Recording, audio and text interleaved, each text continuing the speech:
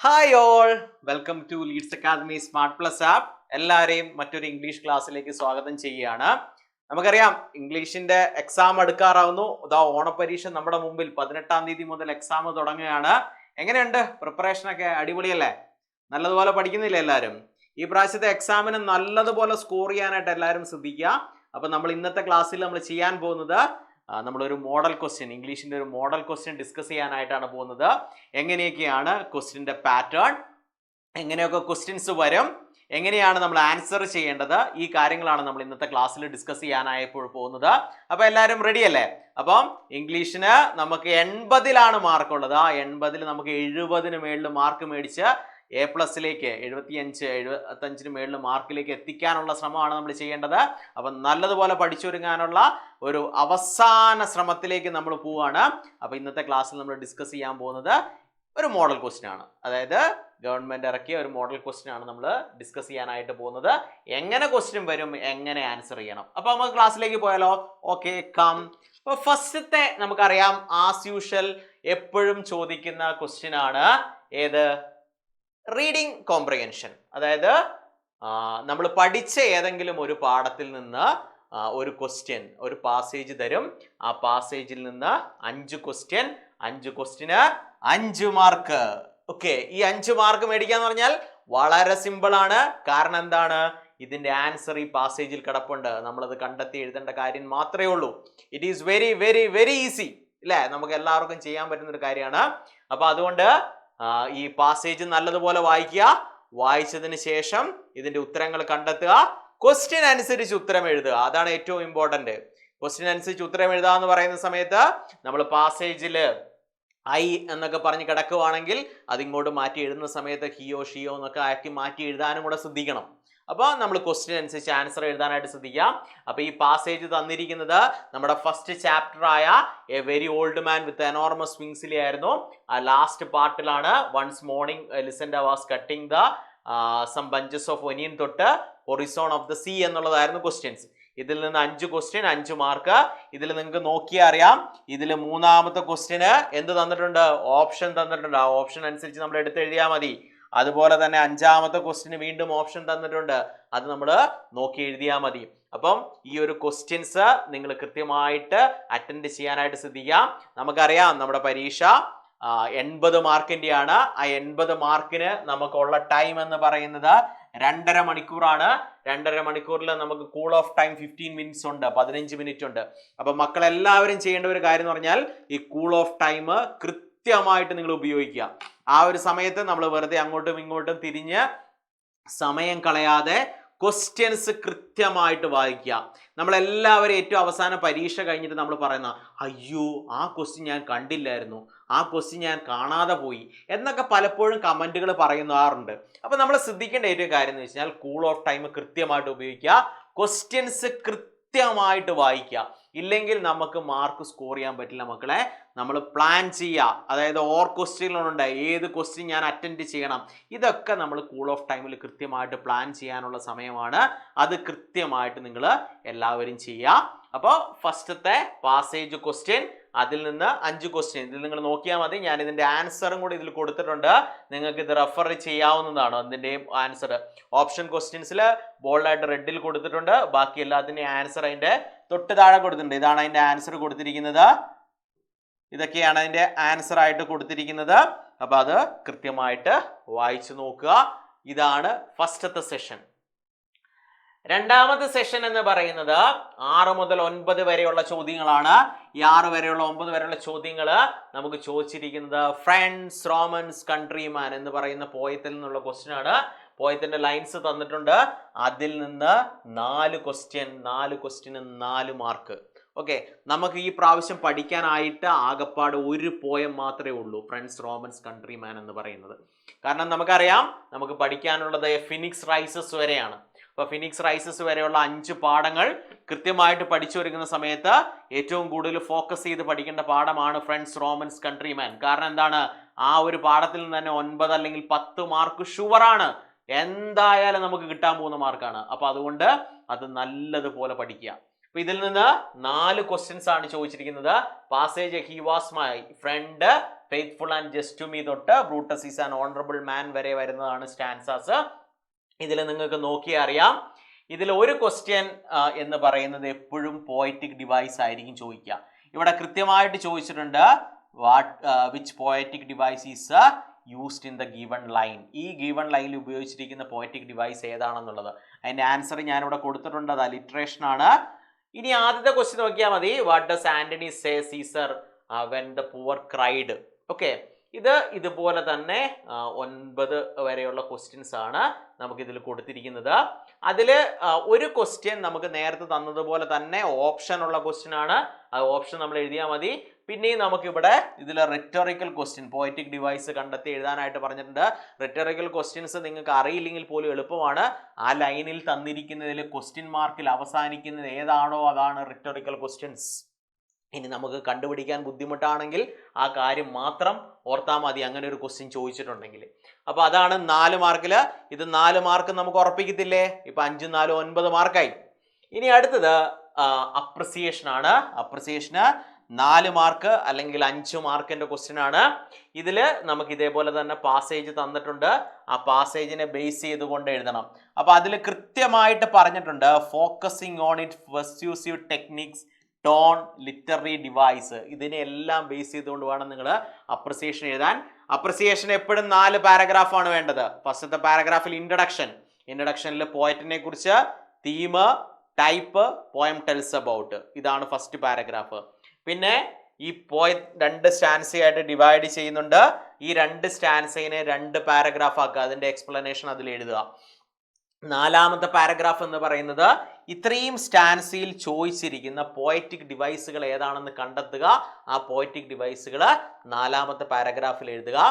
4 പാരഗ്രാഫായിട്ട് പ്രോപ്പറായിട്ട് എഴുതി നമ്മളെല്ലാം ചെയ്തിട്ടുണ്ടെങ്കിൽ നമുക്ക് കിട്ടാൻ പോകുന്ന മാർക്ക് എന്ന് പറയുന്നത് 4 അല്ലെങ്കിൽ 5 മാർക്കാണ്. ഓക്കെ, സോ അടുത്ത ക്വസ്റ്റ്യൻ എന്ന് പറയുന്നത് ഇതിൽ ഓർ ക്വസ്റ്റ്യൻ ആയിരുന്നു. ഇത് ഈ ഒരു വർഷത്തെ പാറ്റേണിൽ കണ്ട ഒരു ക്വസ്റ്റ്യൻ ആണ്. 2 സ്റ്റേറ്റ്മെന്റുകൾ തന്നിട്ടുണ്ട്. അത് ബ്രൂട്ടസിന്റെയും അതുപോലെ തന്നെ ആന്റണിയുടെയും സ്റ്റേറ്റ്മെന്റുകളാണ് പറഞ്ഞിരിക്കുന്നത്. ബ്രൂട്ടസ് പറഞ്ഞത്, മാർക്ക് ആന്റണി പറഞ്ഞത്. ഇതിൽ ചോദിച്ചിരുന്ന ക്വസ്റ്റ്യൻ ഇതാണ്. Brutus and mark Antony both speak about Caesar's ambition and their love for him. Brutus says Caesar had died for good of Rome, while Antony argues Caesar did not seem ambitious. Whose words you find more convincing and what each speaker trying to make the people believe? Draft your response in a paragraph എന്നായിരുന്നു. ഇതാണ് അതിന്റെ answer ഞാൻ കൊടുത്തിരിക്കുന്നത്. So ഇതിന്റെ answer key കൂടെ ഇതിൽ വന്നിട്ടുണ്ട്. ഇത് ഇങ്ങനെ ഒരു ക്വസ്റ്റ്യൻ, അതായത് അപ്രിസിയേഷന്റെ ഓർ ക്വസ്റ്റ്യൻ ആയിട്ടാണ് ഇത് ചോദിച്ചിരിക്കുന്നത്. അപ്പൊ നിങ്ങൾക്ക് അപ്രിസിയേഷൻ എഴുതുന്നതായിരിക്കും കുറച്ചും കൂടെ എളുപ്പമെന്ന് എനിക്ക് തോന്നുന്നു. ഓക്കെ, ഇനി അടുത്തത് 11 മുതൽ 15 വരെയുള്ള ക്വസ്റ്റ്യൻ. ഇതേപോലെ തന്നെ നമ്മൾ നേരത്തെ നമുക്കൊരു പാസേജ് ക്വസ്റ്റ്യൻ തന്നിട്ടുണ്ടായിരുന്നു നമ്മുടെ ടെക്സ്റ്റിൽ നിന്ന്. ഇത് ജനറൽ ആയിട്ടൊരു പാസേജ് ക്വസ്റ്റ്യൻ തരുന്നു. ആ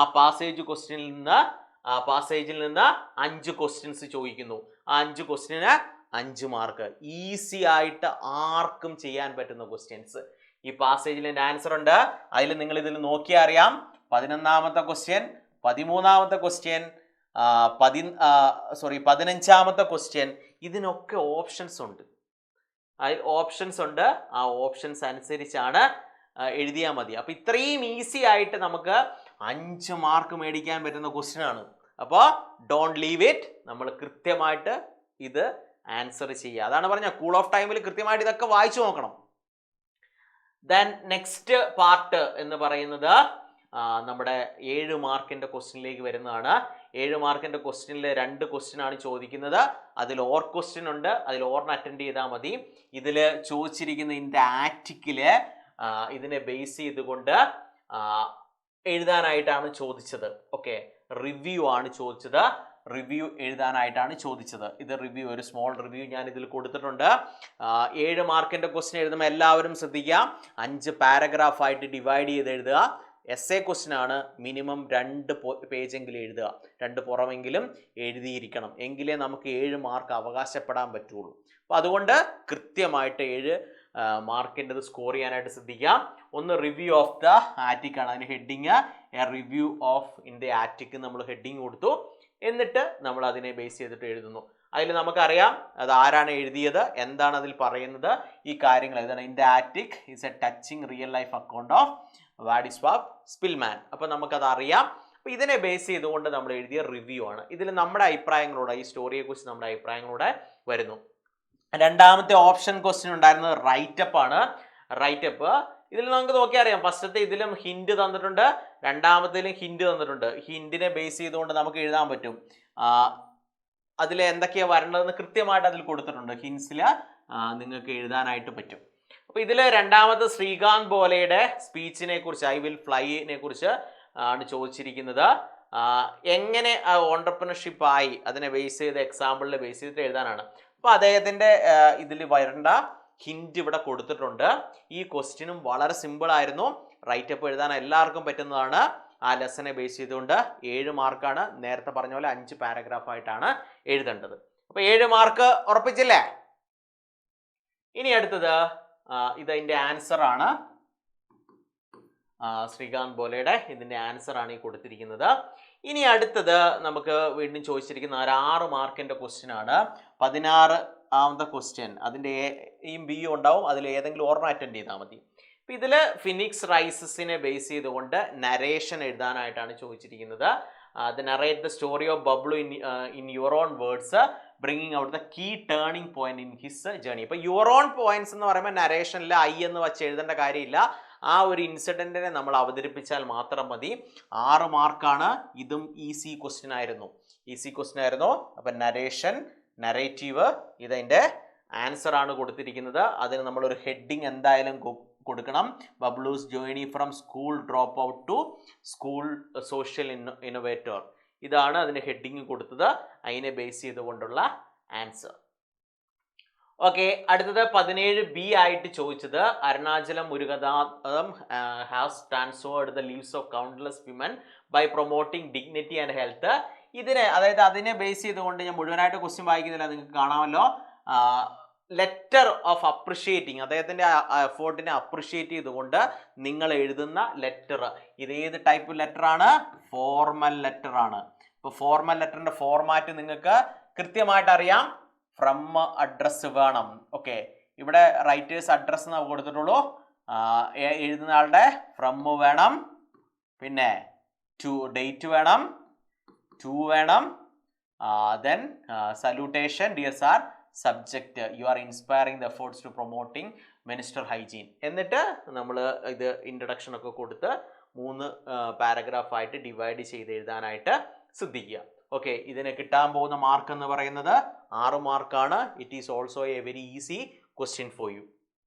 ഇനി അടുത്തത് 18ാമത്തെ എ ക്വസ്റ്റ്യൻ എന്ന് പറയുന്നത് ക്യാരക്ടർ സ്കെച്ച് ഓഫ് പെലായോ ആണ്. നമുക്ക് പഠിക്കാനായിട്ടുള്ളത് ഈ ഒരു 5 പാഠത്തിൽ നിന്ന് നമുക്ക് പഠിക്കാനുള്ള ക്യാരക്ടർ സ്കെച്ച് എന്ന് പറയുന്നത് character sketch of Pelayo, Elisenda, then old മാൻ.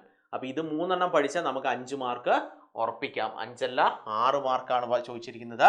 ഈ 6 മാർക്ക് നമുക്ക് ഉറപ്പിക്കാം. അപ്പോൾ this is the character sketch of Pelayo. So I have given here. Then അടുത്തത് ക്വസ്റ്റ്യൻ എന്ന് പറയുന്നത് ന്യൂസ് റിപ്പോർട്ട് എഴുതാനായിരുന്നു. ഇത് ഒരു ജനറൽ ക്വസ്റ്റ്യൻ ആയിരുന്നു. The tragic air crash in Ahmedabad shook the nation. അതായത് നമുക്കറിയാം, ഈ കഴിഞ്ഞിടയ്ക്ക് നടന്ന ഒരു ഇൻസിഡന്റ് ആണ് അഹമ്മദാബാദിൽ നടന്ന പ്ലെയിൻ ക്രാഷ്. അതിൻ്റെ ഒരു ന്യൂസ് റിപ്പോർട്ട്, അതിൻ്റെ ഒരു ഹിൻറ്റും കൂടെ നമുക്ക് ഇതിൽ തന്നിട്ടുണ്ട്. ആ ഹിൻറ്റിനെ ബേസ് ചെയ്തിട്ട് നമുക്ക് ഡെവലപ്പ് ചെയ്താൽ മതി. അപ്പോൾ ആ ഹിൻ്റാണ് നമ്മുടെ ഏറ്റവും വലിയത്. ഇതിനെ ബേസ് ചെയ്ത് നമുക്കറിയാം ഇതിൻ്റെ ഫോർമാറ്റ് നമ്മൾ കൃത്യമായിട്ട് ഫോളോ ചെയ്യുക. എന്നിട്ട് ഇതിനെ ബേസ് ചെയ്ത് എഴുതുക. ഓക്കെ, അതിനൊരു ഹെഡിങ് വേണം. Air India crash, sky tragedy claims 274 lives. June date എഴുതി, സ്റ്റാഫ് റിപ്പോർട്ടർ, പ്ലേസ് അഹമ്മദാബാദ്. എന്നിട്ട് നമ്മൾ അതിൽ എഴുതുന്നു. ഓക്കെ, നമുക്കറിയാം 5 WS ആണ് അതിൽ വരേണ്ടത്. What happen, when happen, where happen, why happen, who involved in it. Okay, അടുത്തത് 6 മാർക്കിന്റെ ക്വസ്റ്റ്യൻ. എല്ലാവർക്കും 6 മാർക്ക് പഠിക്കാൻ പറ്റുന്ന ക്വസ്റ്റ്യൻ. അതാണ് പ്രൊഫൈൽ റൈറ്റിംഗ് ആണ്. പ്രൊഫൈൽ റൈറ്റിംഗ് എല്ലാവർക്കും ഈസിലി സ്കോർ ചെയ്യാൻ പറ്റുന്ന ഒരു ക്വസ്റ്റ്യൻ ആണ് അല്ലേ? ഹിന്റ് തന്നിട്ടുണ്ട്. ഹിന്റിനനുസരിച്ച് കൃത്യമായിട്ട് എഴുതുക. നമുക്കറിയാം ഇതിന്റെ ആദ്യത്തില് കൊടുത്തിരിക്കുന്ന ഹിൻഡിൽ അവരുടെ ബർത്ത് ഡേറ്റ് ആണ് കൊടുക്കുന്നത്.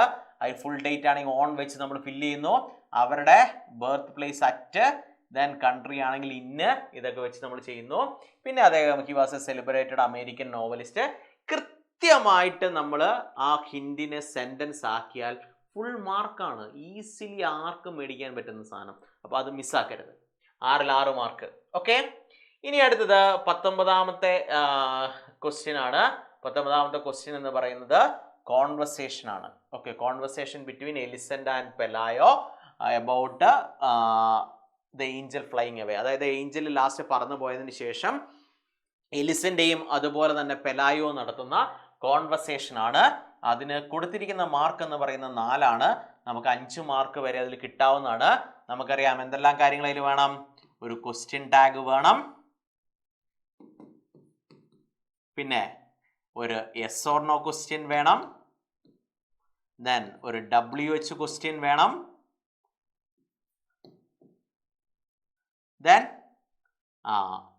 ഒരു എക്സ്പ്രഷൻ വേണം.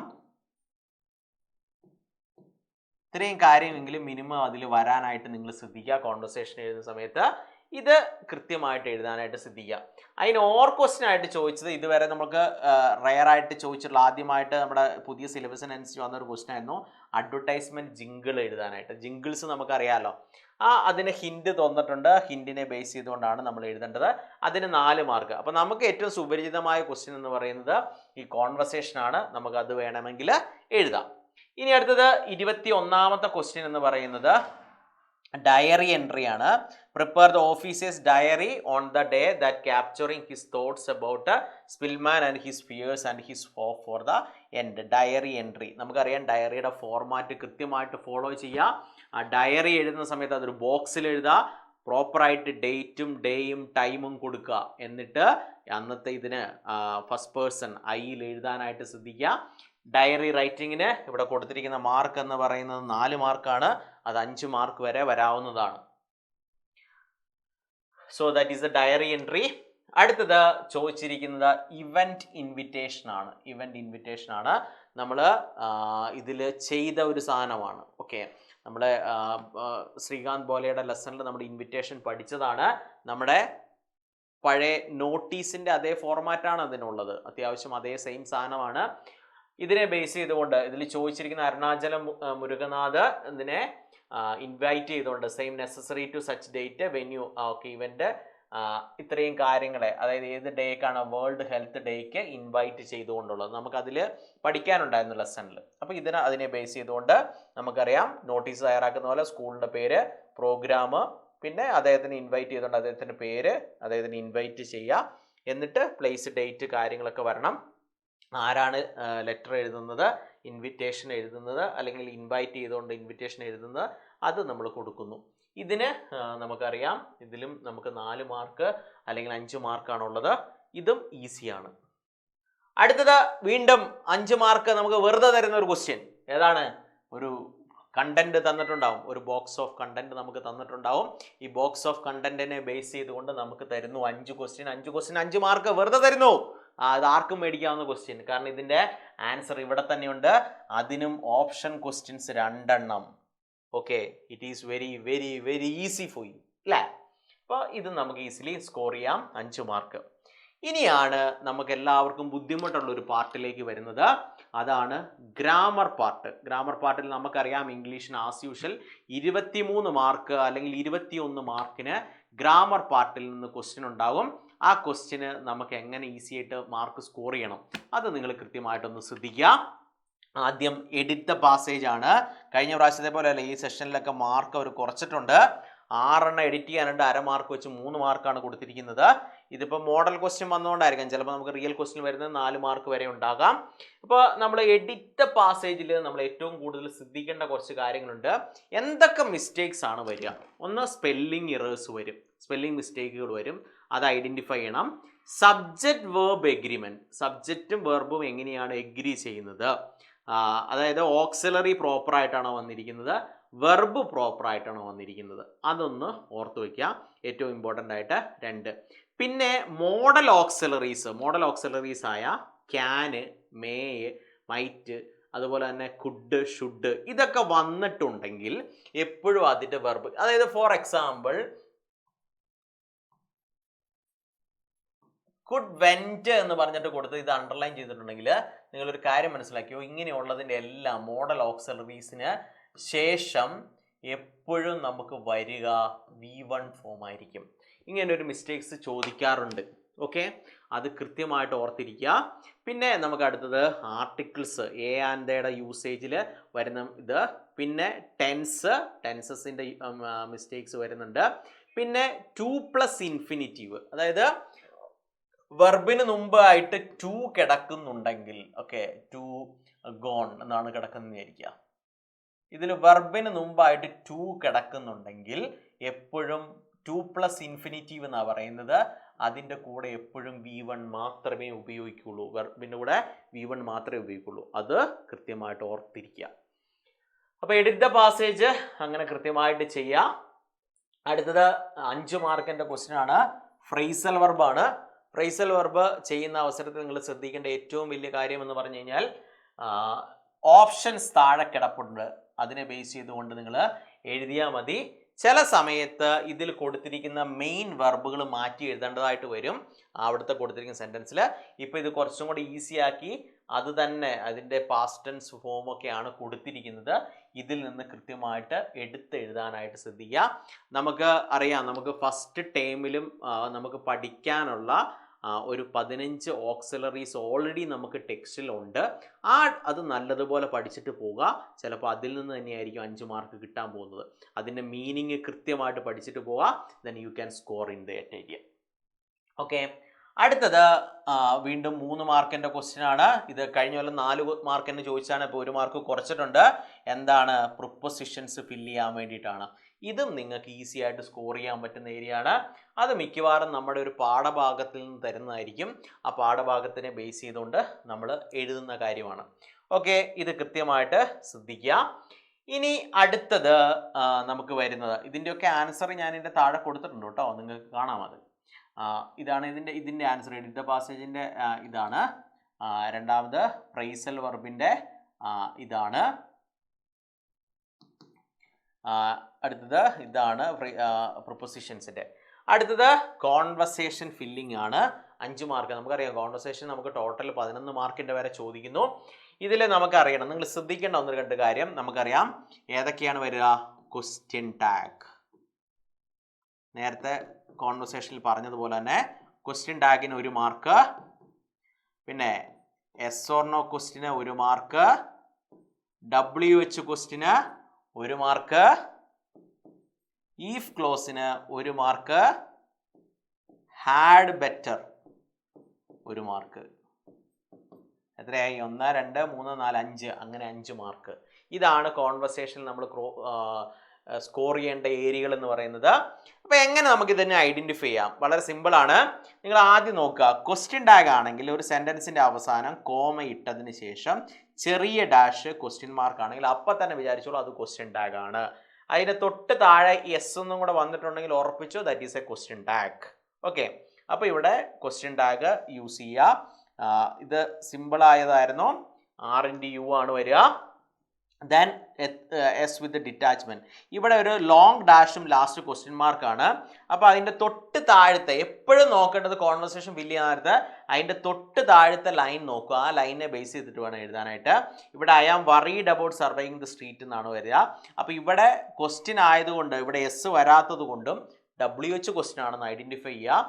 So what are you worrying about അല്ലെങ്കിൽ വറീഡ് അബൌട്ട് ആണ് വരിക. ദെൻ ദ ഈഫ് ക്ലോസ് ആണ്. അതിൻ്റെ ഈഫ് കൃത്യമായിട്ട് വന്നിട്ടുണ്ട്. ഈഫ് 3 തരത്തിലാണ് വരുന്നത്. ഈഫ് പ്ലസ് പ്രസന്റും ഈഫ് പ്ലസ് പാസ്റ്റും ഈഫ് പ്ലസ് പാസ്റ്റ് പെർഫെക്റ്റുമാണ്. അപ്പോൾ അതിൻ്റെ ചേഞ്ചസ് കൃത്യമായിട്ട് ഓർക്കുക. ഈഫ് പ്ലസ് പ്രസന്റ് ആണെങ്കിൽ ഇങ്ങോട്ട് വരുന്ന സമയത്ത് സബ്ജക്റ്റ് വില്ല് V1 ആണ്. ഈഫ് പ്ലസ് പാസ്റ്റ് ആണെങ്കിൽ സബ്ജക്റ്റ് വുഡ് V1 ആണ്. പാസ്റ്റ് പെർഫെക്റ്റ് ആണെങ്കിൽ സബ്ജക്റ്റ് വുഡ് ഹാവ് V3 ആണ് ഇങ്ങോട്ട് വരേണ്ടത് എന്ന് കൃത്യമായിട്ട് ഓർക്കുക. പിന്നെ അടുത്തത് ഇത് വന്നിരിക്കുന്നത് എസ് ഓർ നോ ക്വസ്റ്റ്യൻ ആണ്. എസ് ഓർ നോ ക്വസ്റ്റ്യനെ ബേസ് ചെയ്തിട്ടുള്ള ക്വസ്റ്റ്യൻ. പിന്നെ ലാസ്റ്റ് വന്നത് യു ഹാഡ് ബെറ്റർ. എന്താണ് യു ഹാഡ് ബെറ്റർ എന്ന് പറഞ്ഞു കഴിഞ്ഞാൽ യു ഹാഡ് ബെറ്റർ എന്ന് പറഞ്ഞാൽ ഒരു സ്ട്രോങ് സജഷൻ ആണ്. യു ഹാഡ് ബെറ്റർ കൊടുത്തിട്ടുണ്ടാവും. അപ്പം നിങ്ങൾക്ക് അത് ഈസി ആയിട്ട് കിട്ടാൻ ഒരു ഉപായം പറഞ്ഞുതരാം. അതിൻ്റെ തൊട്ട് താഴത്തെ സ്റ്റേറ്റ്മെൻറ്റ് നോക്കുക. ആ സ്റ്റേറ്റ്മെൻറ്റിൽ വെർബ് എവിടെയാണെന്ന് നോക്കുക. ആ വെർബിന് ശേഷമുള്ളത് എഴുതി കഴിഞ്ഞാൽ മേ ബി ഓൾമോസ്റ്റ് കറക്റ്റ് ആകാറുണ്ട്. ഓക്കെ, അപ്പോൾ അങ്ങനെ നിങ്ങളൊന്ന് അതിനെ ഐഡൻറ്റിഫൈ ചെയ്യാനായിട്ട് ശ്രദ്ധിക്കുക. ഓക്കെ, അതിന് 5 മാർക്കാണ്. 5 മാർക്കിൽ പരമാവധി സ്കോർ ചെയ്യാനായിട്ട് ശ്രദ്ധിക്കുക. അടുത്തത് റിപ്പോർട്ടർ സ്പീച്ച് ആണ്. റിപ്പോർട്ടർ സ്പീച്ച് 2 മാർക്കിന് എന്തായാലും എല്ലാ പരീക്ഷയ്ക്കും ചോദിക്കും. റിപ്പോർട്ടർ സ്പീച്ച് നമുക്ക് കൃത്യമായിട്ട് ടെൻസിൻ്റെ ചേഞ്ചസ്, ക്വസ്റ്റിനെ എങ്ങനെ കൺവേർട്ട് ചെയ്യാം, ഇമ്പരേറ്റീവ് സെൻറ്റൻസിനെ എങ്ങനെ കൺവേർട്ട് ചെയ്യാം, ഇത്രയും കാര്യങ്ങൾ പ്രോപ്പറായിട്ട് അറിയാവുന്ന ഏതൊരാൾക്കും കൃത്യമായിട്ട് 2 മാർക്ക് അതിന് സ്കോർ ചെയ്യാനായിട്ട് പറ്റും. ഇതിൻ്റെ ആൻസർ ഇവിടെ തന്നെ ഞാൻ കൊടുത്തിട്ടുണ്ട്. ഇത് ആദ്യത്തത് ഇമ്പരേറ്റീവ് സെൻറ്റൻസ് ആയിരുന്നു, രണ്ടാമത്തത് ഒരു സ്റ്റേറ്റ്മെൻ്റ് ആയിരുന്നു. ഓക്കെ, ഇതിൻ്റെ ആൻസർ ആണ് ഈ കാണുന്നത്. You can see it. ഇനി അടുത്തത് ലാസ്റ്റ് എപ്പോഴും നമുക്ക് ചോദിക്കാറുള്ളത് സബ്ജക്റ്റ് അല്ലെങ്കിൽ നൗൺ ഫ്രേസ് വെർബ് ഫ്രേസ് ആയിരുന്നു. അതിൻ്റെ സബ്ജക്റ്റ് പൊസിഷൻ കണ്ടുപിടിക്കാൻ ഈ പ്രാവശ്യം വന്ന ക്വസ്റ്റ്യൻ പേപ്പറിൽ ഒരു വ്യത്യസ്തമായ ഒരു സാധനം ചോദിച്ചു. ഓൾറെഡി ബോക്സിൽ ഒരു സാധനം തന്നിട്ടുണ്ട്. അതിനെ ബേസ് ചെയ്തുകൊണ്ട് ഒരു ഫിൽ ഇൻ ദ ബ്ലാങ്ക്സ് ഇതിൽ തന്നിരിക്കുന്ന 2 വേർഡുകളുടെ കോമ്പിനേഷൻ ആക്കിയിട്ട് എഴുതാനായിട്ടാണ് പറഞ്ഞത്. ഇവിടെ കൊടുത്തിരിക്കുന്ന 2 വേർഡുകളുടെ ഇപ്പോൾ ആദ്യത്തേൻ്റെ ട്രമൻഡസും എഫേർട്ടുമായിരുന്നു വന്നത് ഒന്നാമത്തതിൻ്റെ. രണ്ടാമത്തതിൻ്റെ നോക്കുക, എൻത്യൂസിയാസ്റ്റിക് ക്രൗഡായിരുന്നു. ഇതുമാണ് വന്നത്. അതാണ് രണ്ടാമത്തത്. ഇങ്ങനെ 2 കോമ്പിനേഷൻ ആക്കണം. അതിന് 2 മാർക്ക്. ഇങ്ങനെ 80 മാർക്കിൻ്റെ ക്വസ്റ്റ്യൻ ആണ് നമുക്ക് വരുന്നത്. അപ്പം നിങ്ങൾ തിങ്കളാഴ്ച എക്സാം എഴുതാനായിട്ട് പോവുകയാണ്. കൃത്യമായിട്ട് പഠിച്ചൊരുങ്ങി പോവുക. എക്സാം ഹാളിൽ കയറുന്ന സമയത്ത് പേപ്പർ കിട്ടുന്നതിന് മുമ്പായിട്ട് ഒരു ചെറിയ രീതിയിൽ നിങ്ങൾ പ്രാർത്ഥിച്ചൊരുങ്ങുക, പഠിച്ച കാര്യങ്ങൾ കൃത്യമായിട്ട് ഓർക്കാനായിട്ട്. രണ്ടാമത് ക്വസ്റ്റ്യൻ പേപ്പർ കിട്ടി, കൂൾ ഓഫ് ടൈം കൃത്യമായിട്ട് 15 മിനിറ്റ് വിനിയോഗിക്കുക. നല്ല പ്രോപ്പറായിട്ട് കോൺസെൻട്രേറ്റ് ചെയ്യുക. ഒരു പരീക്ഷ പേടി നിങ്ങൾക്ക് വേണ്ട. അത് വെറുതെയാണ്. നമുക്ക് എഴുതാൻ പറ്റാതായിട്ട് ഒന്നുമില്ല, നമുക്ക് ചെയ്യാൻ പറ്റും. ആ വിശ്വാസത്തോടെ നിങ്ങൾ ഉറച്ച വിശ്വാസത്തോടെ തന്നെ അങ്ങ് എഴുതിക്കോളൂ. ഓക്കെ, ഒരു പരീക്ഷ പേടിയും വേണ്ട, ഒന്നും മറന്നു പോകാൻ വേണ്ട. പ്രോപ്പറായിട്ട് പഠിച്ചോ, നിങ്ങൾ ഒന്നും കൊണ്ട് വിഷമിക്കേണ്ട. You will get full A+. Okay, ഇതിന് A+ കിട്ടുമെന്നുള്ള കാര്യത്തിൽ ഒരു ഡൗട്ടും നിങ്ങൾക്ക് വേണ്ടതില്ല. ഓക്കെ, അപ്പോൾ ഒരു കാര്യം കൂടെ ഞാൻ ഇതിലേക്ക് പറയുന്നു. എഴുതുന്ന കാര്യങ്ങൾ പെർഫെക്റ്റ് ആക്കി എഴുതുക. അതായത് നമ്മുടെ ഈ പേപ്പർ കണ്ട് ടീച്ചറിന് ഒരു ഇഷ്ടം തോന്നി മാർക്ക് ഇടാനായിട്ട് തോന്നണം. അല്ലാണ്ട് നമ്മൾ എത്ര നല്ലതുപോലെ എഴുതി വെച്ചാലും പേപ്പർ മോശമായിട്ടാണ് എഴുതി വെച്ചിരിക്കുന്നത്. ഹാൻഡ് റൈറ്റിംഗ് മാത്രമല്ല, എങ്ങനെ പ്രോപ്പറായിട്ട് ഓർഡർ ചെയ്തിരിക്കുന്നു. അതായത് പാരഗ്രാഫ് ഡിവൈഡ് ചെയ്ത് എഴുതണം എന്ന് പറഞ്ഞാൽ പാരഗ്രാഫ് ഡിവൈഡ് ആയിട്ട് എഴുതണം. പിന്നെ നമ്മൾ ലെറ്റർ റൈറ്റിങ്, അതുപോലെ തന്നെ നോട്ടീസ്, ഡയറി റൈറ്റിങ്, ഇതൊക്കെ എഴുതുന്ന സമയത്ത് ഒരു ഫ്രഷ് പേജിൽ എഴുതുകയും അത് ബോക്സ് വരയ്ക്കേണ്ടതാണെങ്കിൽ ബോക്സ് വരച്ച് എഴുതുകയും ചെയ്യുക. അങ്ങനെ വൃത്തിയായിട്ട് ചെയ്യുക. ബോക്സൊക്കെ വരയ്ക്കുന്ന സമയത്ത് ഒരു സ്കെയിലും പെൻസിലും ഒക്കെ എടുത്ത് പോയി കൃത്യമായിട്ട് ചെയ്യുക. അല്ലാണ്ട് കൈയും കൊണ്ട് വരച്ച് വെക്കരുത്. പിന്നെ മിസ്റ്റേക്സ് നമ്മൾ എഴുതുമ്പോൾ വരാറുണ്ട്.